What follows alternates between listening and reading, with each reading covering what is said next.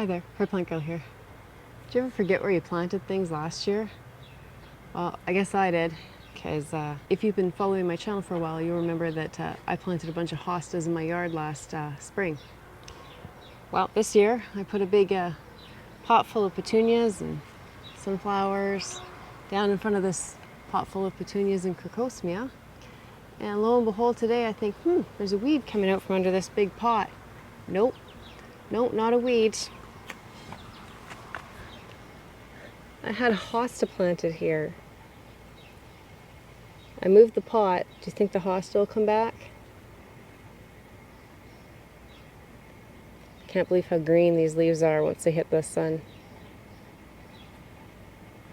Well, I guess we'll find out what happens with that hosta after it's been stuck under a pot for a few months. That's all I have for you today. Thanks for watching. Bye.